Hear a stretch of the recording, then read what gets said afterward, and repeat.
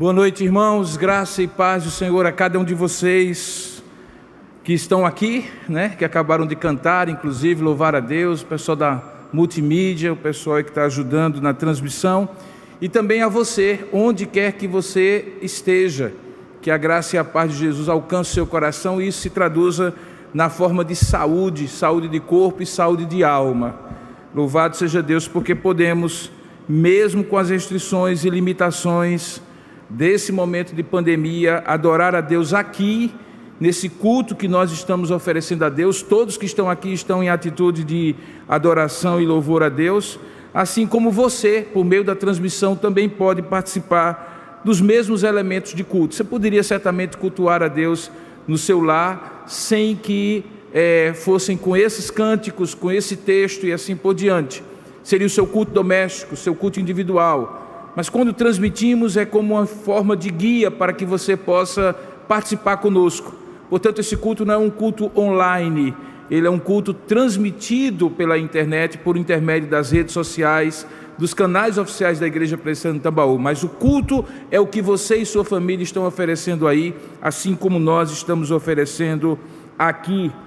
E particularmente nesse domingo, iniciando uma nova série de exposições bíblicas que nós começamos hoje pela manhã e que tem como título Edificarei a Minha Igreja. Você esteve conosco e deve lembrar, e se você não esteve vai saber agora, que hoje pela manhã nós começamos uma exposição nos 28 capítulos do livro de Atos dos Apóstolos, sob o título Edificarei a Minha Igreja. Essa expressão foi proferida por Jesus em Mateus capítulo 16, quando Pedro diz que ele é o Cristo, o Filho do Deus vivo.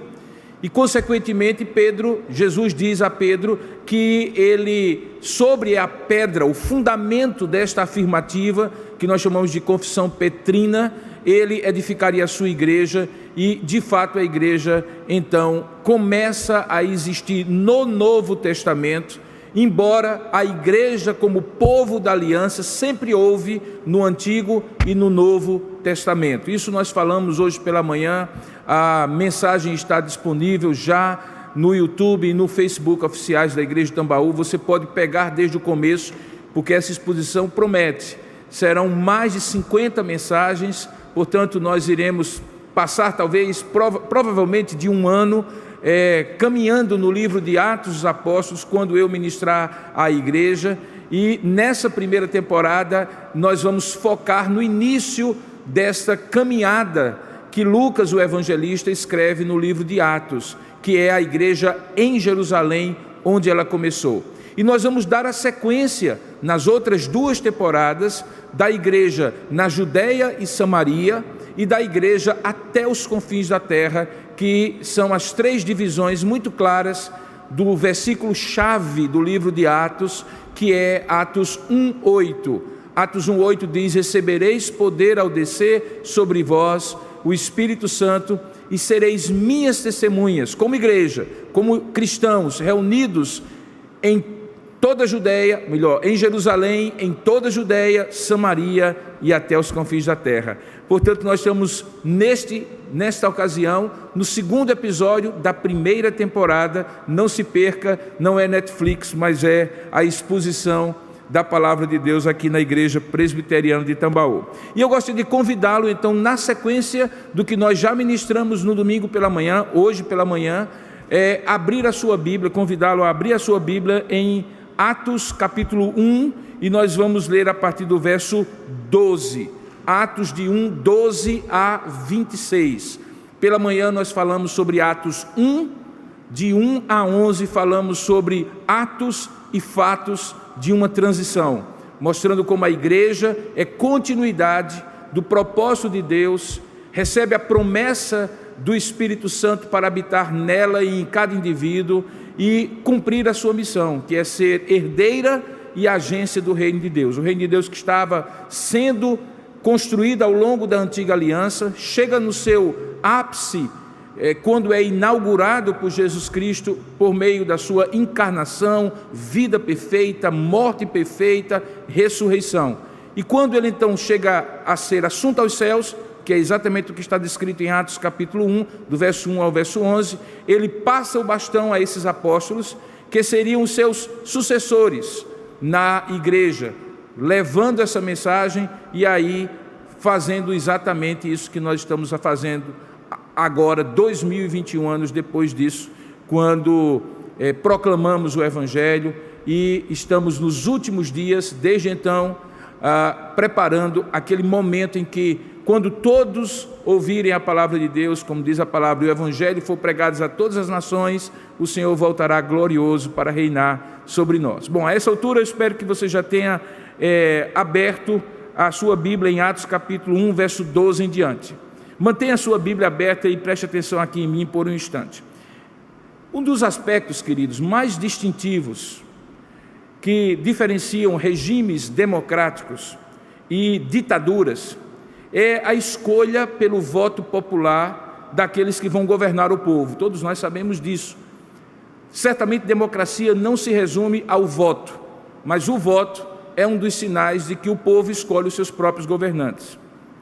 Aparentemente, em igrejas como a nossa, por exemplo, que domingo passado procedeu eleições para escolher o pastor efetivo e 4 diáconos, as eleições e as votações para escolher seus líderes, como é o caso da igreja presbiteriana, também é um processo democrático. Aparentemente apenas democrático, porque o povo se expressa e escolhe aqueles que vão liderar a igreja. Mas de fato, pergunte-se agora como eu quero que você faça. O povo manifesta a sua vontade soberana? É o povo que escolhe mesmo? Ou é o povo que acaba, pelo voto, reconhecendo quem Deus já escolheu e que na Assembleia, pela maioria dos votantes, a vontade de Deus é estabelecida? Perceba que há uma sutileza aqui nessa pergunta. O povo escolhe, mas essa escolha é soberana?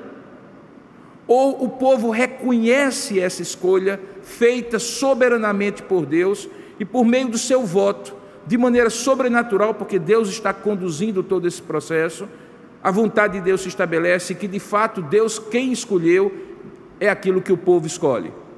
Perceba que nós estamos então com uma diferença daquilo que normalmente acontece em outros cenários, em que teoricamente o povo escolhe quem ele quer, do jeito que quer, de maneira soberana. Por isso que a igreja não é uma democracia, também não é uma teocracia, mas é alguma coisa pelo qual a participação divina, a ação divina, envolve a participação humana.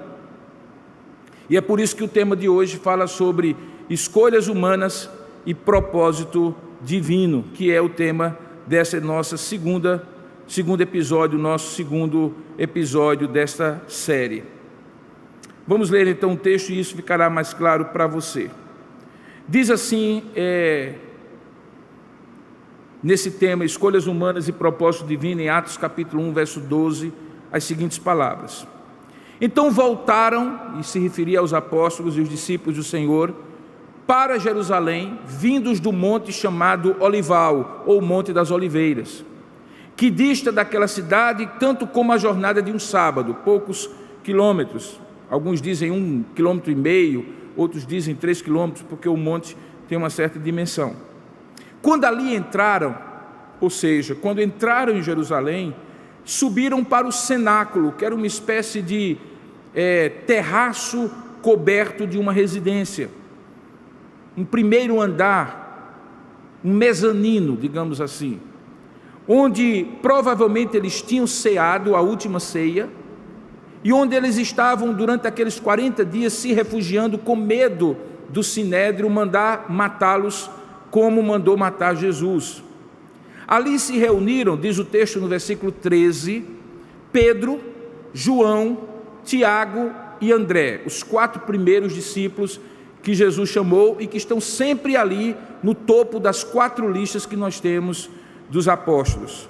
Estavam ali também Filipe, Tomé, Bartolomeu, que não é outro senão Natanael, é um segundo nome que ele tem, Mateus, um outro Tiago chamado filho de Alfeu, para distingui-lo de Tiago, irmão de João, Simão, chamado o Zelote, que era um partido político revolucionário, diga-se de passagem, que o distingue também de Simão Pedro, e Judas, filho de Tiago, que não é o Judas Iscariotes, porque a essa altura Judas já havia morrido. Diz o verso 14 ainda no texto: todos estes perseveravam unânimes em oração, uma expressão forte para mostrar que eles estavam em unidade de propósito orando a Deus. E junto a eles havia as mulheres, que também eram discípulas, com Maria, mãe de Jesus, e com os irmãos de Jesus. Nós sabemos que Jesus teve irmãos, e essa lista está lá em Marcos capítulo 6, verso 3, depois você pode olhar, e ali Maria é destacada daquelas outras mulheres, e é a última referência em toda a Bíblia sobre Maria. Daí porque você já pode concluir que a chamada doutrina, o dogma da ascensão de Maria é completamente falsa, a Bíblia nem tem referência a isso. Termina aqui a história de Maria.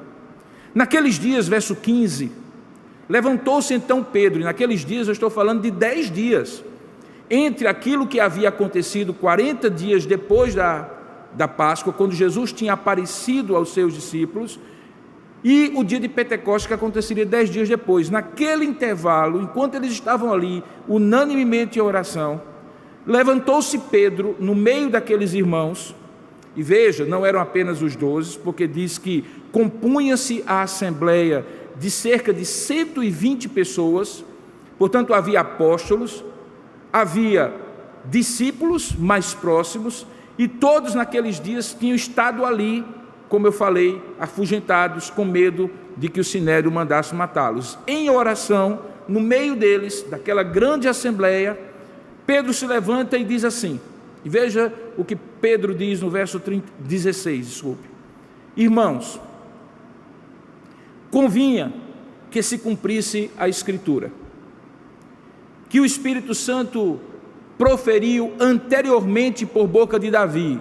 Sim, você escutou bem, ele está se referindo a Davi, o rei de Israel, acerca de Judas, que foi o guia daqueles que prenderam Jesus, porque ele era contado entre nós, ele estava falando do colégio apostólico, e teve parte neste ministério do apostolado, dizia Pedro.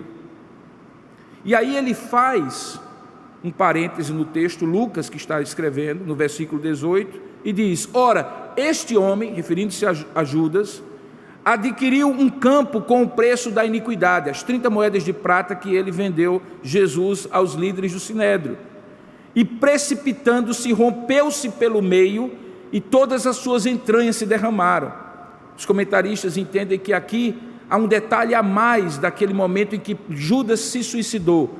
Provavelmente, as duas coisas caminhando junto nos mostram que Judas se enforcou, e quando provavelmente o peso do seu corpo, totalmente sobre aquele galho que ele usou, fez com que ele se precipitasse na terra, ele abriu-se e as suas entranhas se derramaram. É essa a melhor compreensão dos dois relatos.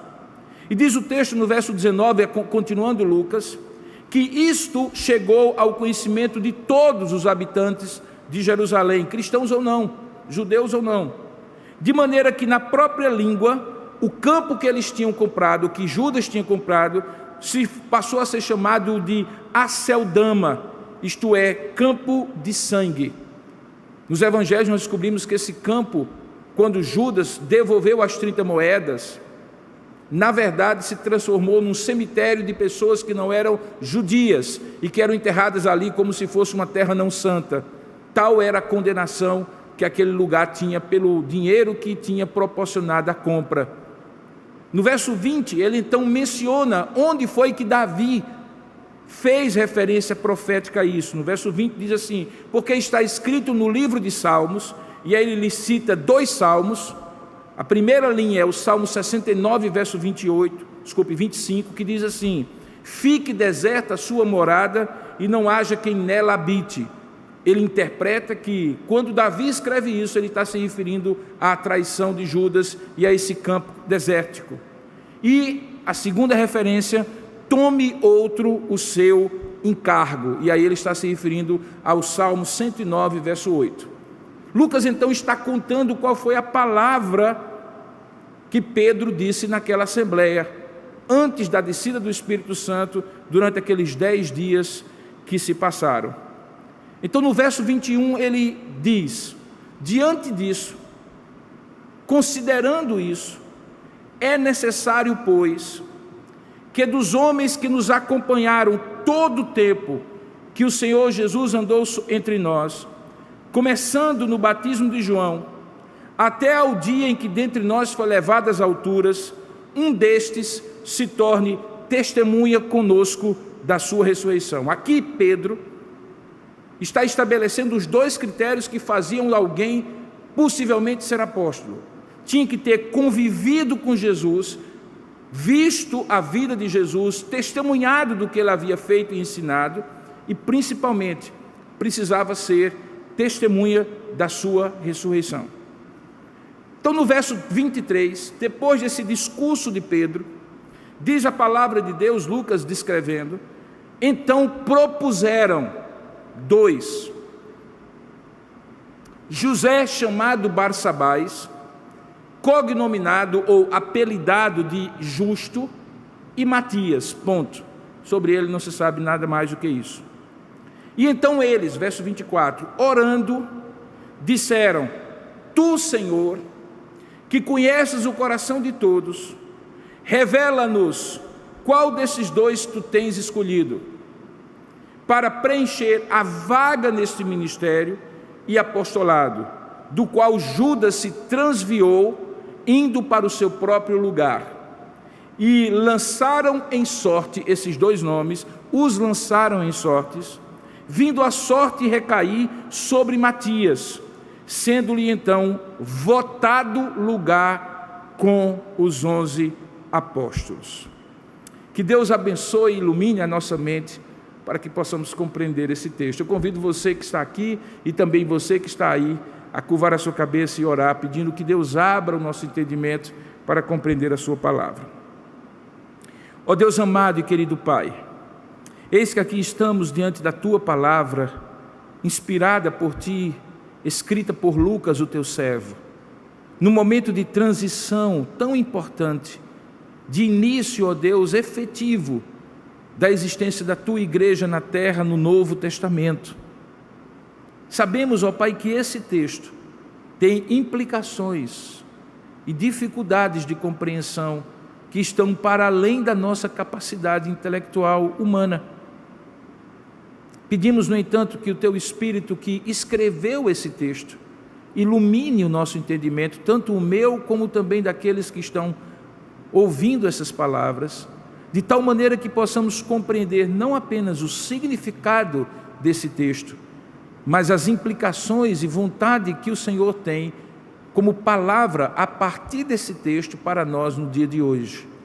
Abra o nosso entendimento, permite que nós compreendamos a tua palavra e que não apenas compreendamos, mas também venhamos a crer e confiar e a partir dela obedecer aquilo que tu tens para nós. Pedimos então compreensão sobre como, ó Deus, é possível entender aquilo que é escolha humana e que acaba cumprindo um propósito divino, um propósito teu. É assim que nós te oramos, em nome e para a glória de Jesus. Amém. Queridos, como eu falei no início, ao longo da história da redenção do Antigo e do Novo Testamento, mas eu me refiro particularmente ao Antigo Testamento, quando Deus tinha um propósito de escolher alguém, algum servo dele, alguma serva dele, para determinada missão, frequentemente ele ia diretamente à pessoa, diretamente àquela pessoa e dizia assim: eis que eu te digo, faça isso, eu te escolhi para isso, agora você vai fazer aquilo. O que restava à pessoa escolhida era a convicção interna que Deus havia falado com ele, e ponto. Se Deus havia falado com ele por intermédio de sonhos, se Deus havia falado com ele por intermédio de visões, se ele tinha ouvido a voz de Deus, como Hebreus diz, havendo Deus outrora falado de muitas maneiras aos nossos pais, inclusive pelos profetas, o fato é que a convicção interna era o que era suficiente. Assim aconteceu inclusive com reis, com sacerdotes, com profetas, com juízes. Deus ia e escolhia. E a convicção interna do coração daquela pessoa era a maior prova que ela tinha sido escolhido, que tinha sido ungido por Deus. Diga-se de passagem que quando nós falamos que alguém é ungido por Deus, nós estamos falando de duas coisas importantes. Essa pessoa está autorizada por Deus para determinada missão, e essa pessoa está capacitada por Deus para cumprir essa missão. Veja, nós estamos falando então de duas coisas, autoridade e capacidade. Uma pessoa ungida é uma pessoa que está autorizada, tem aquilo que os juristas chamam de competência para fazer aquilo, e ao mesmo tempo tem a capacidade, as habilidades, o conhecimento, a força, a sabedoria, e juntas, essas duas coisas se constituem a unção. Deus escolhia e ungia, ou seja, autorizava e capacitava, e ponto. Como eu falei, a convicção interna do coração daquela pessoa era mínima. Mas em alguns momentos, você percebe, ao longo da história do Antigo Testamento, que além dessa convicção interna, havia a necessidade de um reconhecimento externo de algumas pessoas, ou às vezes do povo todo. Você vê, por exemplo, o processo em que Davi, rei de Israel, se torna rei, isso claramente. Primeiramente, Deus manda Samuel, depois de ter rejeitado Saul, e escolhe o mais improvável dos filhos de Jessé, o mais novo, o mais inexperiente, o que não tinha força nem formosura. E se você vai lá no livro de Samuel, você vai ver que Jessé vai trazendo ao profeta um por um, do mais velho ao mais novo, e quando chega em todos, em que o profeta no seu coração não viu a indicação de Deus da escolha de nenhum, ele chega ao final e diz: não tem mais ninguém, tu não tens mais nenhum filho. E aí Jessé diz para Samuel: tem um rapazinho que está no campo, mas ele é praticamente um adolescente, traga ele. E a Bíblia diz que quando Davi se apresenta diante de Samuel, Samuel teve convicção a ponto de ficar registrado que Deus não vê como vê o homem exteriormente, mas vê o coração. E Deus viu, e Samuel viu pela indicação de Deus que aquele homem seria o rei de Israel. Mas veja bem, até Davi sentar no trono e ser reconhecido pelas 12 tribos de Israel, um processo aconteceu.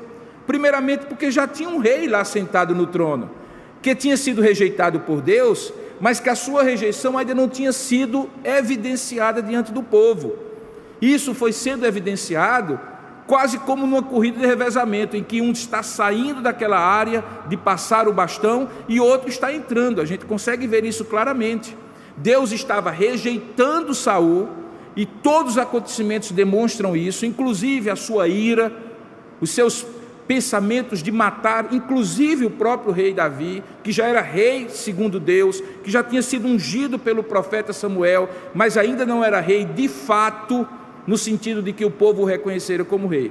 Depois você vê que o próprio povo começa a reconhecer que ali havia mais do que um simples assistente de Saul no palácio. Davi assume funções militares, e quando ele voltava das batalhas, Deus fazia com que o povo cantasse assim: Saul abateu 1000 inimigos, mas Davi é muito maior porque abateu 10.000 inimigos. O povo começava a ver que Saul estava indo para o ocaso, para o ostracismo da rejeição de Deus, e Deus estava escolhendo Davi.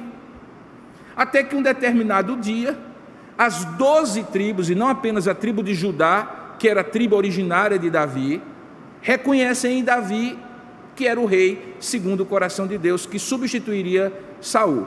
Então você vê ali tipicamente um processo de convicção interna que Davi teve a partir do momento que foi ungido por Deus, convicção interna que já existia no coração do profeta Samuel, que ficou evidente para Jessé, o seu pai, e para os seus irmãos, e uma convicção externa, à medida em que progressivamente todo o povo o reconheceu.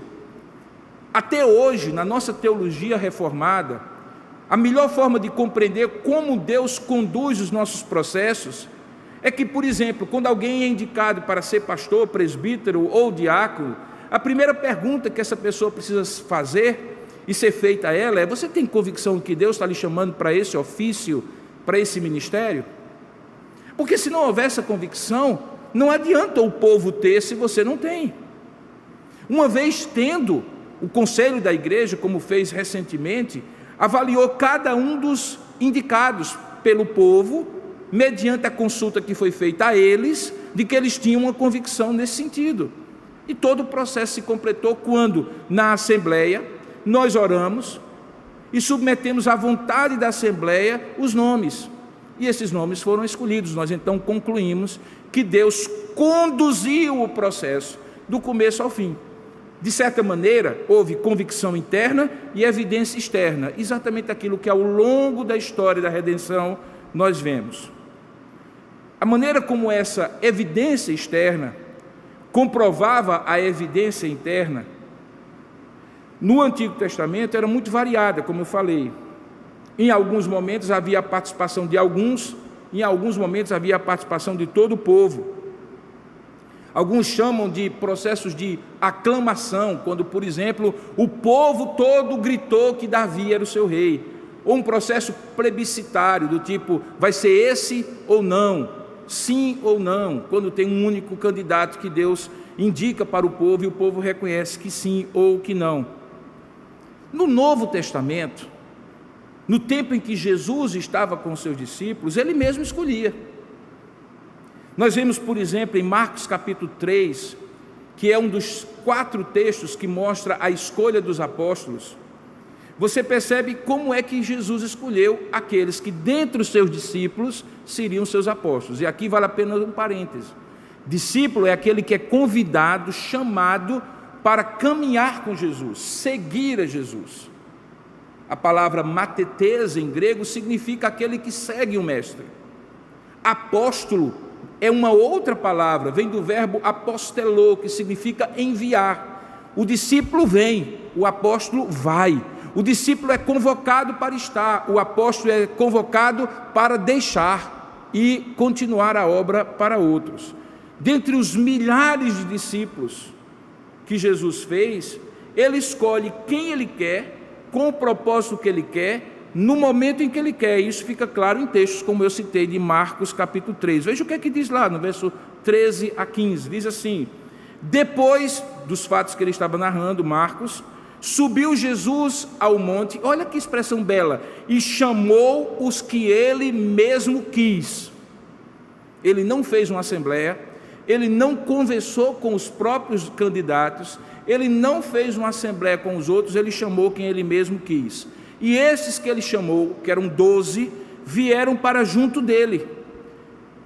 E como estavam formando agora o círculo mais íntimo, chamado colégio apostólico, ele designou, continuo lendo o texto, 12 desses homens, para estarem com ele e também para os enviar e pregar e exercer a autoridade de expelir demônios. Eles estavam com Jesus como discípulos e eram enviados por Jesus como para pregar o evangelho e para exercer a autoridade de expelir demônios como apóstolos. Então você vê, por exemplo, que Jesus foi quem escolheu.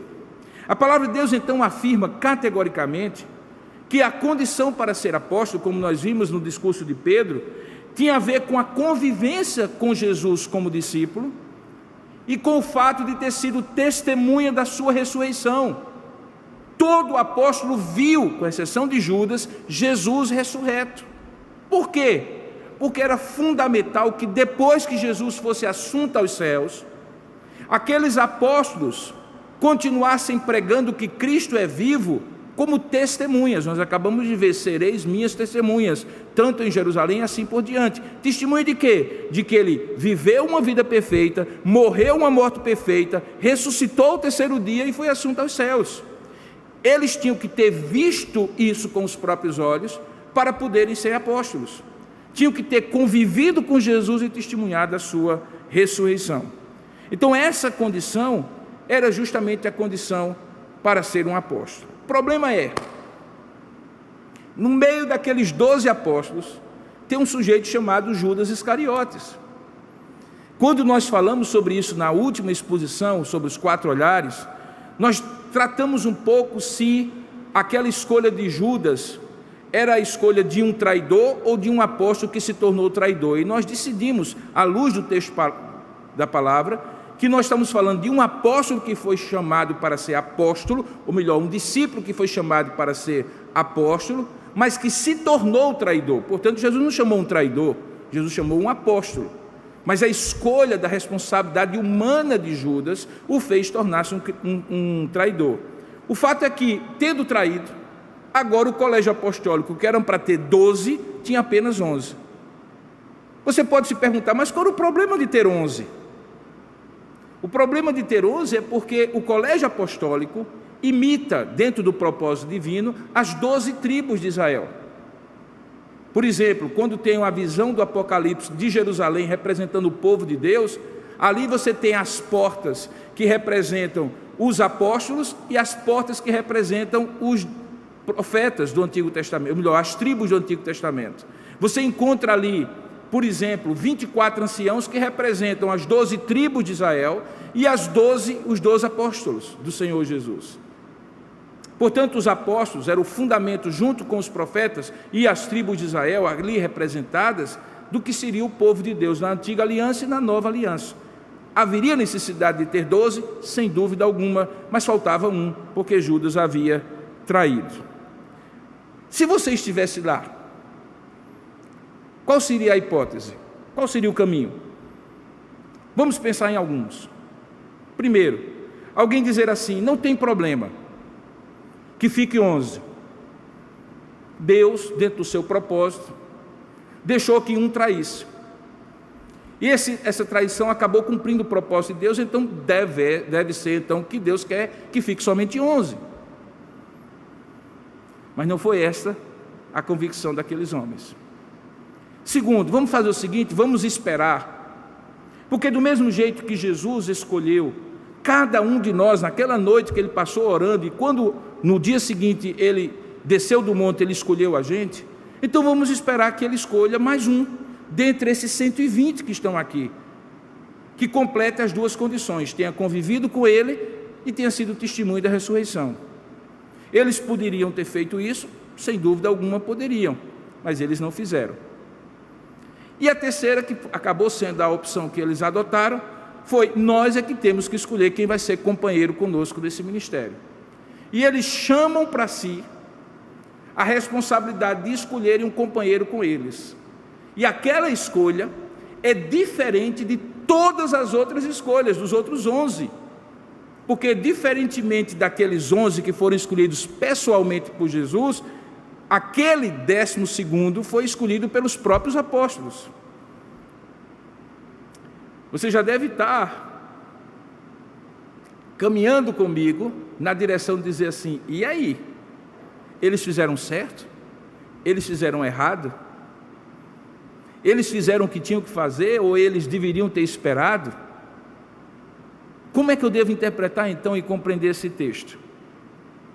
Seria o caso de Deus apontar para eles quem seria o 12º apóstolo, já que eles estavam perseverando em oração? Em algum momento Deus revelaria da maneira como Ele quisesse revelar a sua vontade? E se fosse assim, como é que seria isso, se Jesus não estava mais fisicamente com eles?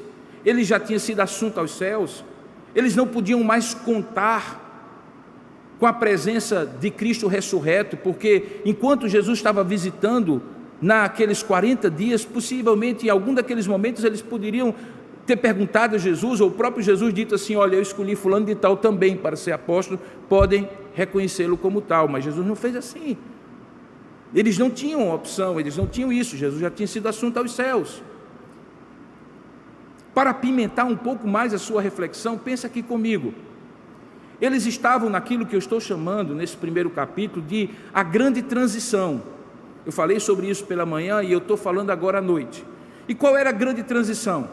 Era o fato de que por aqueles 50 dias, os 40 em que Jesus ressuscitado apareceu a eles, mais 10 dias até completar o dia de Pentecostes, entre a Páscoa e o Pentecostes, eles tiveram uma grande transição, uma passagem de bastão, como eu estou falando. Veja, eles não estavam mais na antiga aliança, porque Jesus já tinha inaugurado a nova aliança. Lembra da ceia?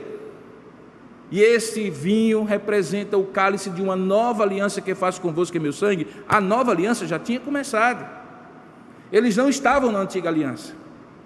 Mas ao mesmo tempo, eles não tinham algo que era fundamental, ou que deveria ser fundamental, e acabou sendo, nessa nova aliança, que era a habitação do Espírito Santo, porque a promessa era, lá em João capítulo 14, 15 e 16, que eu enviarei o Consolador, ele estará convosco e em vós, ele vos ensinará todas as coisas e vos fará lembrar daquilo que eu vos tenho ensinado.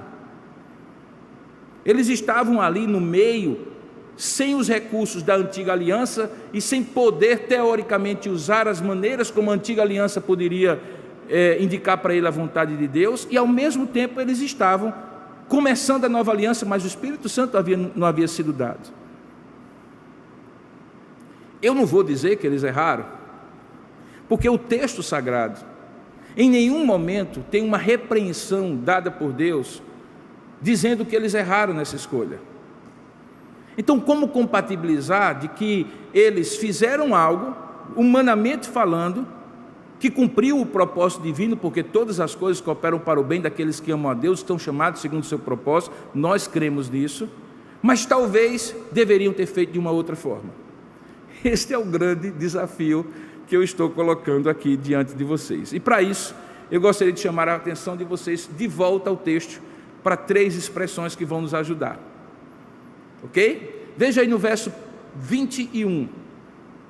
No verso 21, Pedro, que é quem fala, é o falante, diz assim: é necessário, pois, que dos homens que nos acompanharam todo o tempo que o Senhor Jesus andou entre nós, e aí ele usa essa expressão, é necessário, pois.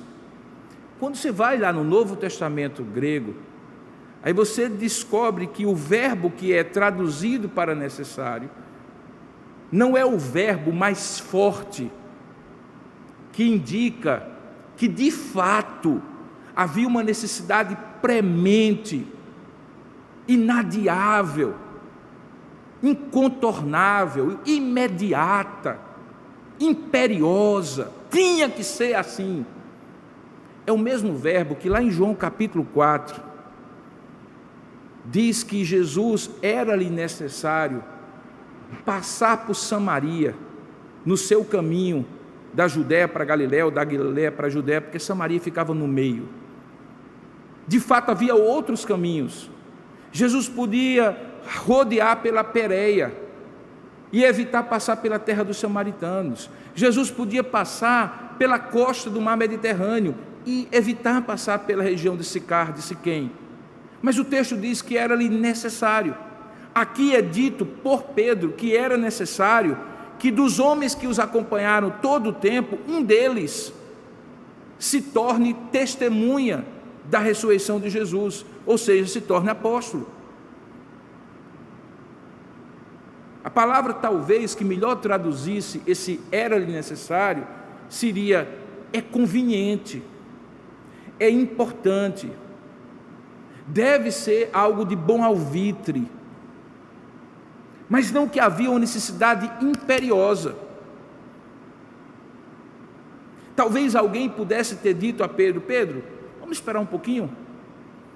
Mas Pedro entendeu que deveria se dirigir ao colégio apostólico, sendo ele um dos 4 primeiros discípulos, o mais proeminente, que tinha maior argumentação, com seu temperamento forte, com a sua liderança natural.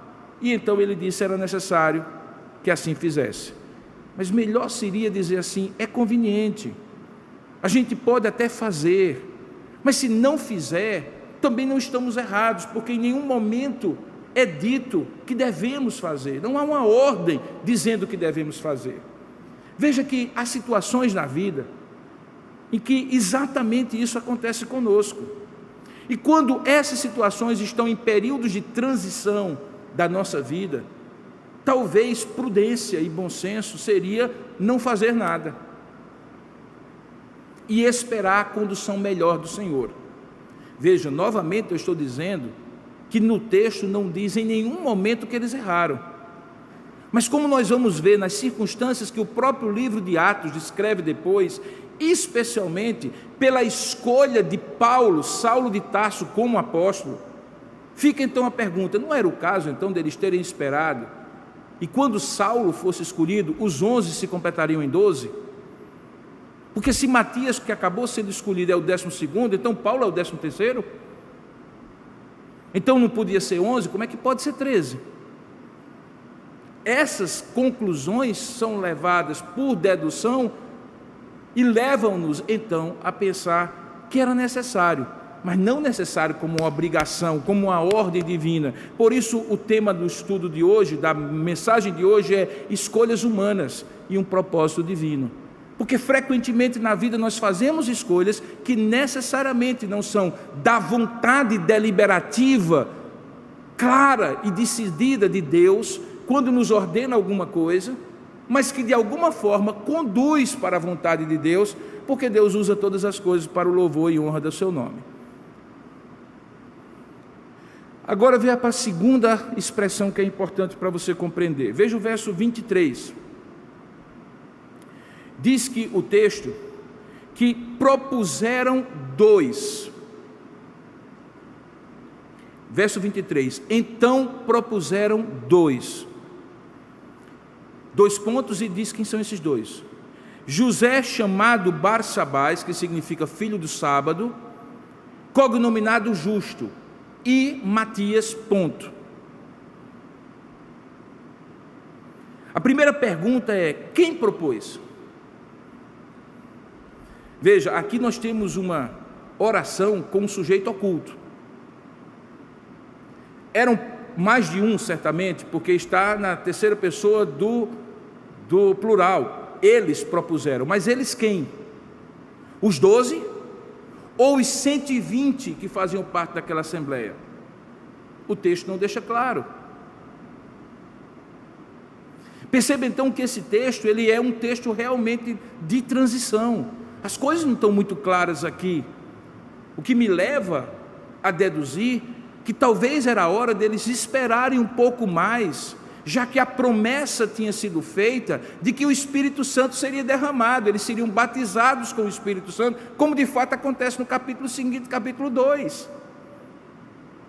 Se já tinha passado 40 dias, sem o 12º apóstolo, e mais 10 dias, que talvez eles não soubessem que era o que estava faltando, e talvez aí houve sim uma impaciência deles. Por que não esperar mais 10? Certamente pela unção do Espírito Santo e pela condução do Espírito Santo neles e na assembleia da igreja, teria sido mais simples entender qual era a vontade de Deus. Mas então propuseram 2.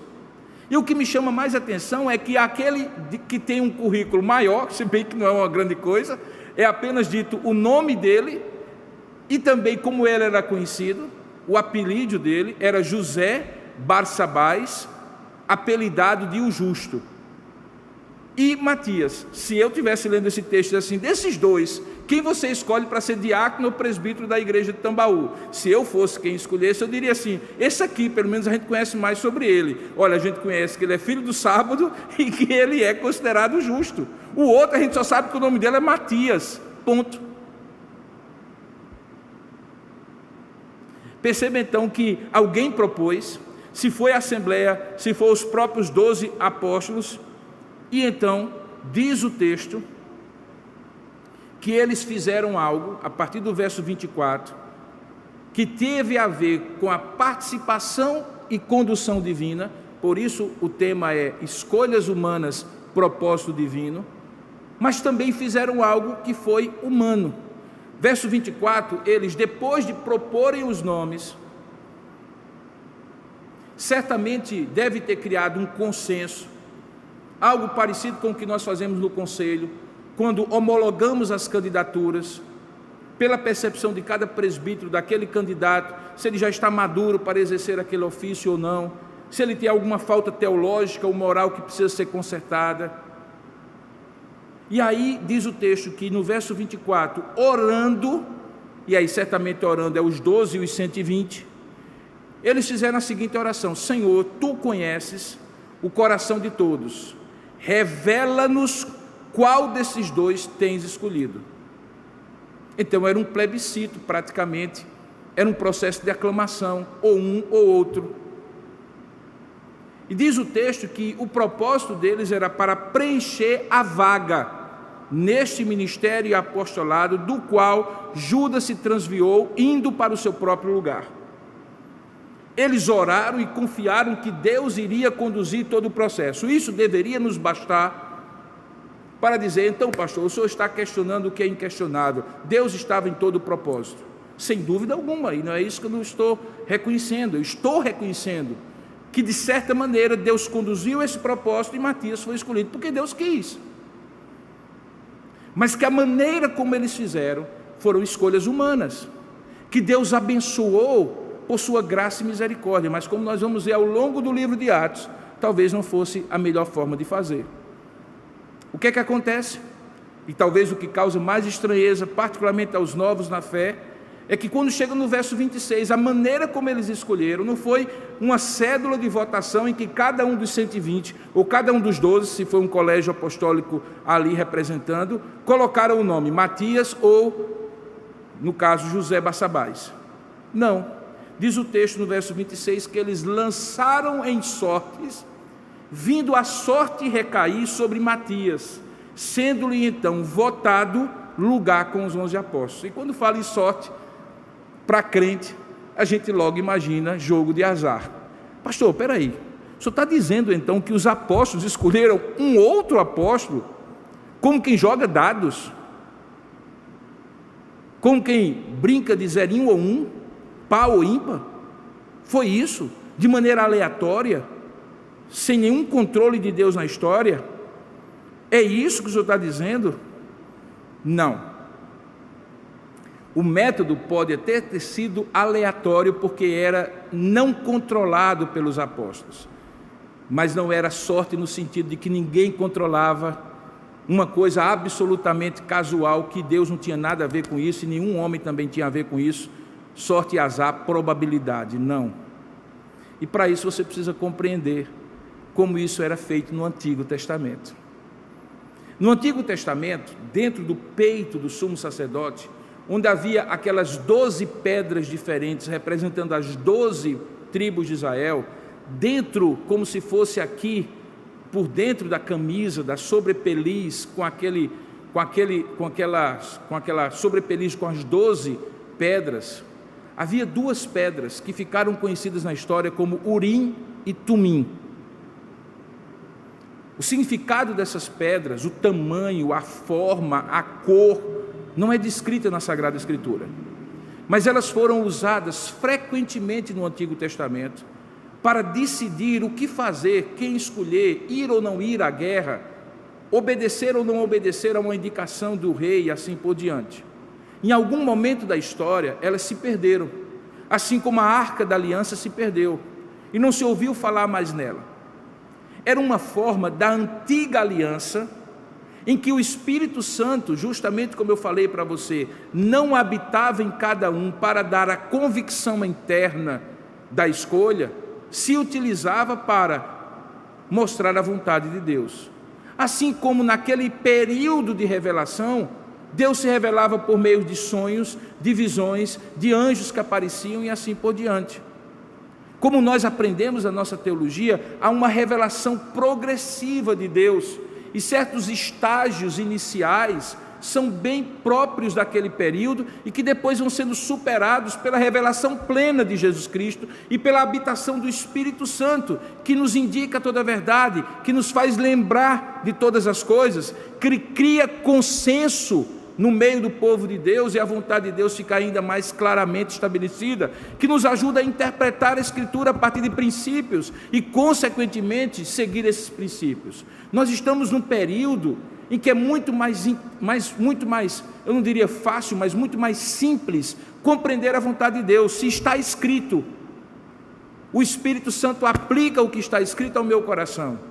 Se é um princípio que não detalha cada circunstância, esse princípio é aplicado ao meu coração pelo seu Espírito. Mas nós estamos na nova aliança, que eles já estavam, mas o Espírito Santo ainda não havia sido dado, era um período de transição.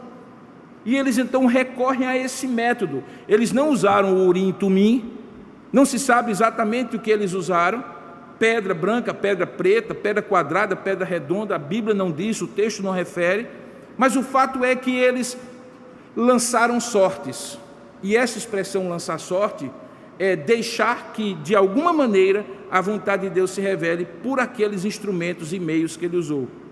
Essa tradição era uma tradição semítica, muito comum, não apenas entre os hebreus, mas entre povos do Oriente Médio, e que de certa maneira os hebreus entenderam que deveriam usar ao longo da Escritura, e o próprio Deus estabeleceu o Urim e Tumim para aquela época em que eles precisavam decidir assim. O fato, porém, de Deus ter estabelecido para aquela época não significa que eles estariam autorizados a fazer esse mesmo tipo de processo agora no Novo Testamento, e essa é a última vez que se vê isso. Depois de Atos capítulo 2, sabe o que acontece? Sabe como é que eram escolhidos os presbíteros nas igrejas que iam sendo fundadas? Do mesmo jeito que nós escolhemos hoje. Havia apontamentos de nomes, mediante critérios, tanto é que Paulo, escrevendo a Timóteo e a Tito, dá os critérios de como seriam esses homens. Critérios objetivos, homens de boa reputação, cheios de sabedoria, cheios do Espírito Santo, que tivessem credibilidade diante do povo, diante de povo interno e povo externo. E aí a escolha era feita. Nós vamos ver nessa exposição processos eleitorais que organizaram as primeiras igrejas, e não tinha nem Urim, nem Tumim, nem pedra A, nem pedra B, nem lança-sortes.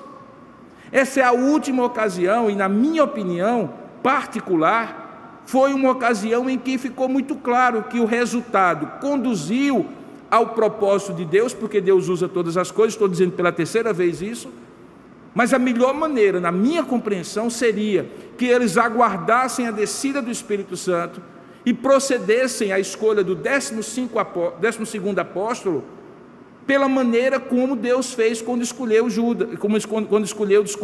Paulo, e que está descrito em Atos capítulo 9. Jesus mesmo se revelou a Paulo, ressurreto no caminho para Damasco, e chegou para ele e disse: Saulo, Saulo, por que tu me persegues? Veja, a mesma coisa que aconteceu naquele monte, quando Jesus passa a noite inteira orando, e quando desce escolhe 12 apóstolos, aconteceu quando Deus escolheu Saulo de Tarso no caminho para Damasco, ao meio-dia, sol a pino, uma luz inacessível aparece, e Jesus mesmo ressuscitado chega para Paulo e diz: Saulo, Saulo, por que me persegues? E Saulo já cai batendo e dizendo assim: Senhor, Senhor. Então Deus se revelou em Jesus Cristo a Saulo, assim como se revelou aos outros 12 apóstolos anteriores. Na minha opinião, eles poderiam ter esperado.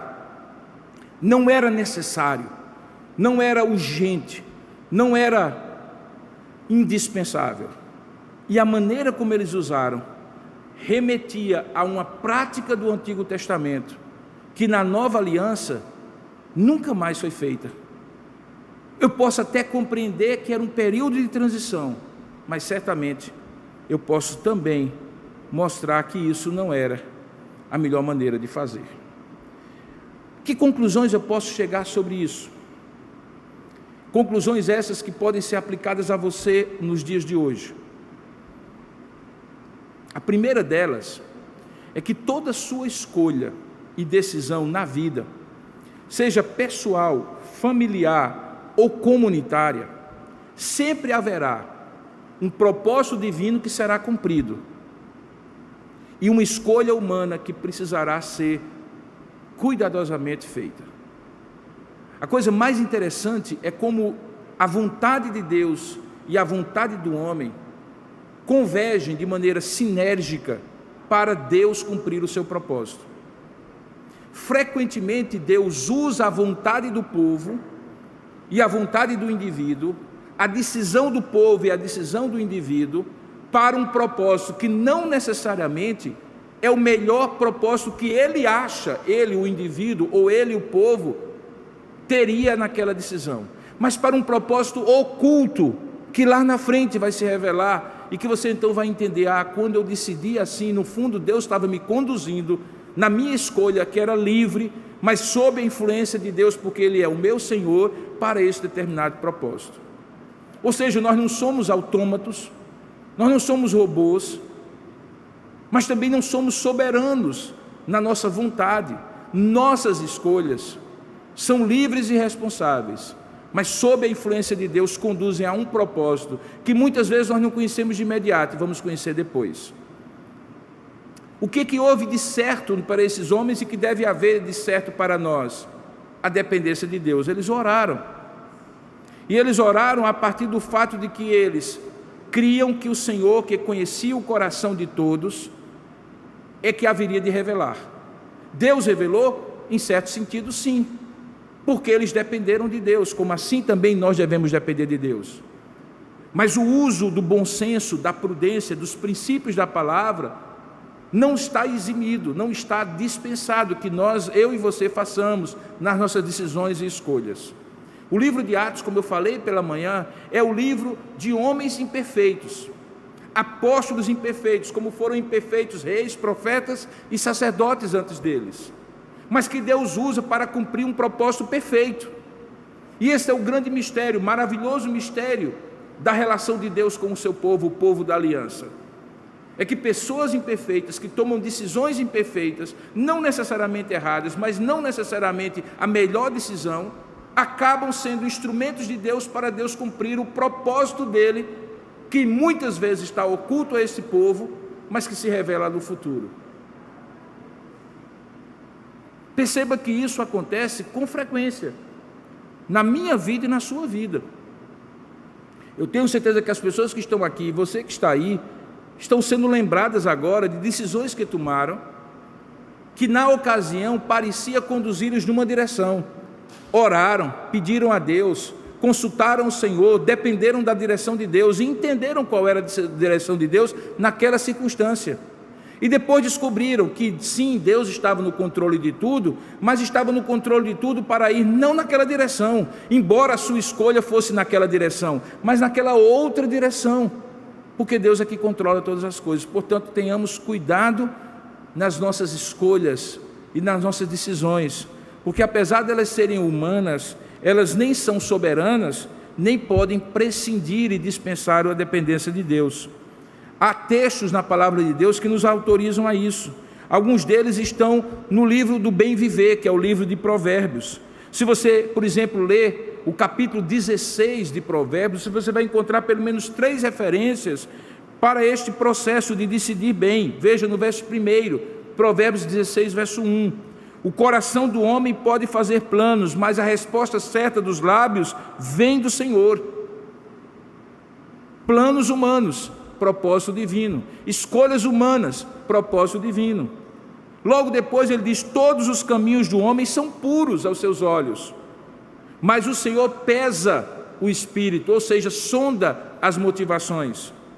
Por isso ele diz assim: confia no Senhor todas as tuas obras, e obras aqui estão um conteúdo mais abrangente, escolhas, decisões, propósitos que você toma, decisões que você toma, e os teus desígnios, se você confiar no Senhor essas coisas, os teus desígnios serão estabelecidos.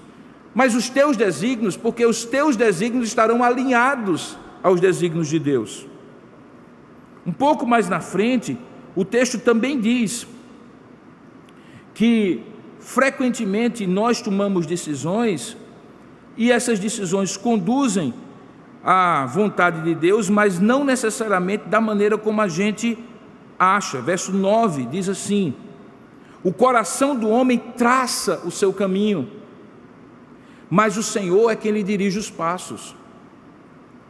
Isso me faz lembrar a traseira de caminhões que diz assim: quem dirige sou eu, mas quem controla é Deus, ou alguma coisa assim, eu guio, mas quem dirige é Deus, ou alguma coisa assim. É a consciência de que eu tomo decisões, traço o meu caminho, faço os meus planos, tomo as minhas providências previamente, mas é Deus que conduz todas as coisas. E finalmente, um pouquinho mais na frente, no capítulo 16, lá no final, diz assim: a sorte se lança no regaço, mas do Senhor procede toda decisão. Em última instância, é Deus que controla. O propósito é divino, ainda que a escolha seja humana. Segunda conclusão que nós podemos chegar e que se aplica para nós à luz desse texto, é que porque o propósito é divino e vai conduzir, apesar das nossas decisões serem melhores ou piores, perfeitas ou imperfeitas, é que dentro deste propósito, duas coisas ficam garantidas. Com certeza, no controle divino, é que o nome dele será o mais glorificado possível, e sendo da parte de Deus, será glorificado perfeitamente, e o melhor para nós acontecerá. Eu fico às vezes me perguntando à luz desse texto, sobre o qual eu já me debati em vários momentos de estudo da palavra, por que é que Deus, no verso 23, deixa Lucas registrar um currículo um pouco maior de José, dizendo que ele tinha por sobrenome Barsabás e era apelidado de o Justo, e quanto a Matias, ele dá o primeiro nome só, e Matias, e ponto. Eu fico às vezes imaginando se Deus não está querendo nesse momento mostrar o grande contraste de Matias, escolhido por decisões de Pedro, os apóstolos e aquela assembleia reunida, e Saulo de Tarso, em capítulo 9 e em diante. Olha o currículo de Saulo, o improvável, o perseguidor da igreja, que não era Barsabás, que não era denominado Justo, que não era Matias. Tudo o que se sabia de Saulo depunha contra ele. Mas era o que se sabia de Saulo antes da conversão, porque depois da conversão ele se tornou um homem de Deus, Paulo, o apóstolo. Eu fico imaginando que nesse momento, o melhor que Deus tinha no seu propósito para a igreja, não era Matias, era Saulo. E Deus acabou cumprindo o melhor da sua glória, para o melhor da sua igreja.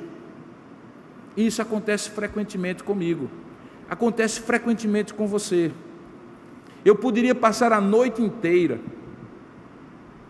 contando a vocês experiências pessoais, ministeriais, familiares, em que eu decidi algo, eu orei por isso, eu pedi, eu clamei a Deus por isso, e Deus, em alguns momentos, deixou para que eu aprendesse algo, e o meu propósito fosse frustrado, ou Deus proibiu.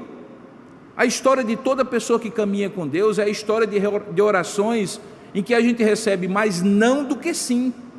E os nãos de Deus têm um propósito, para nos ensinar a identificar melhor a sua vontade, não sermos levados por aquilo que nós dizemos que é necessário, mas talvez seja dispensável, talvez seja necessário, no sentido de conveniente, mas não necessariamente de obrigatório. É preciso, portanto, caminhar com Deus.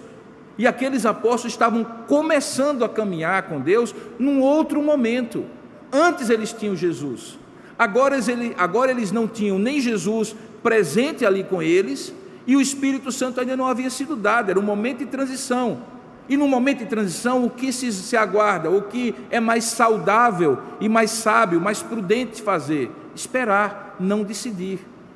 Na época em que nós não tínhamos estradas duplicadas, havia uma placa que se multiplicava nas estradas, assim: na dúvida não ultrapasse, na dúvida não ultrapasse.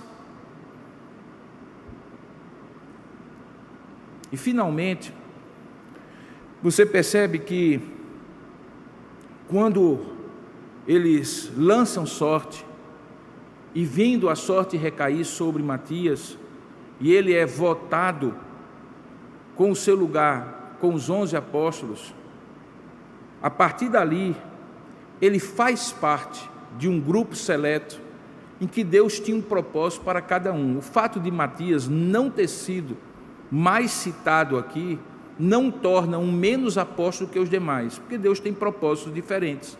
Assim como ele, outros apóstolos também nunca mais foram citados. Nunca mais se ouviu falar de Bartolomeu, de Mateus, nunca mais ouviu falar de Filipe, a não ser quando ele prega o evangelho, e na verdade não é nem ele, na verdade ele é usado para pregar o evangelho ao eunuco de Candace. Perceba que esses homens, eles tinham ministérios diferentes. A tradição apostólica diz que posteriormente eles são usados por Deus em vários lugares, que não estão registrados na Bíblia, mas estão registrados na história. Matias pode ter um propósito, pode ter sido um apóstolo bastante profícuo, usado por Deus, porque Deus não categoriza pessoas pela quantidade de obras que ele faz. Hoje eu estava escutando rapidamente uma mensagem de uma pessoa que me disse uma coisa que eu achei muito interessante. Ele disse assim: há uma diferença entre frutos de um ministério e resultados de um ministério. E normalmente esses resultados são quantificados, e que às vezes confundem as pessoas quando avaliam o ministério de alguém com os frutos que esse ministério tem. Os frutos permanecem, são frutos espirituais. Os resultados podem ser numéricos, humanos, passageiros. Por isso que uma igreja cheia, estoporando pelas paredes, de gente que vem todos os dias, não significa necessariamente saúde espiritual. É possível inchar sem crescer. A gente não avalia o ministério nem de Matias, nem de Paulo, pelos resultados, mas pelo legado, pelos frutos que eles deixaram. Um está registrado em todo o Novo Testamento, outro não. Nós só vamos saber na eternidade. Por isso que o ministério de uma igreja abençoada, que tem crescido como uma igreja como Tambaú, não é necessariamente o ministério mais abençoado, se é que Deus está interessado nisso na cidade de João Pessoa. Pode ser que um querido irmão no interior do estado da Paraíba, na periferia de João Pessoa, vivendo com muito sacrifício, pregando para pouquíssimas pessoas, esteja sendo mais fiel do que o pastor Robson. Deus, diz a palavra, requer dos seus dispenseiros apenas que eles sejam fiéis, fiéis no ministério que Deus deu. Deus deu o ministério para Saulo de Tarso, o apóstolo Paulo. Deus deu o ministério para para Matias. Nós não podemos avaliar agora, pelos resultados, os frutos. Assim também como você não pode e não deve avaliar as pessoas e a si mesmo pelos resultados. Nem tudo aquilo que dá certo, nem tudo aquilo que cresce, nem tudo aquilo que aparece, necessariamente é fruto da bênção de Deus. No corpo humano, o crescimento mais rápido que existe é o crescimento do câncer. As células se multiplicam e nem por isso são células saudáveis. Queridos irmãos, nós assim encerramos o segundo episódio desta primeira temporada, Edificarei a Minha Igreja, da série Edificarei a Minha Igreja, que é a Igreja de Jerusalém. No próximo domingo, nós vamos chegar num dos textos mais importantes de toda a Bíblia, que é o dia de Pentecostes. E nós vamos pela manhã e à noite, pela manhã ver o que aconteceu e à noite ver o que Pedro interpreta do que está acontecendo. No primeiro sermão, depois do Espírito Santo habitar permanentemente em Pedro e em todos aqueles que são filhos de Deus, pela descida do Espírito Santo. E você vai ver uma tremenda diferença. De cara, 3.000 pessoas se convertem. E uma igreja começa a tomar feição visível diante da sociedade. Tudo isso no próximo domingo, no episódio 3 e 4 dessa temporada, Edificarei a Minha Igreja, a temporada da igreja em Jerusalém. Ok? Vamos orar juntos agora? Eu lhe convido a colocar a sua vida diante de Deus. Os que estão aqui, vamos ficar de pé. Os que estão em casa também, por favor, encerrem esse culto de maneira reverente, se apresentando diante de Deus. E nós nesta oração queremos orar não apenas dando graças a Deus por aquilo que Ele tem feito, pelos livramentos e curas, pela recuperação de irmãos como temos feito, mas também queremos interceder pela bênção de Deus na vida de cada um de nós, daqueles que estão com limitações para trabalhar, produzir a renda no suor do seu rosto, e estão passando dificuldades, aqueles que estão com pessoas enfermas ou que perderam pessoas para essa pandemia. Vamos dar graças e nos alegrar pelos motivos do Senhor e nos alegrar com aqueles que estão alegres, e vamos interceder e chorar com os que estão padecendo e chorando. Então curva a sua cabeça, feche os seus olhos, logo depois nós vamos receber a bênção dos apóstolos.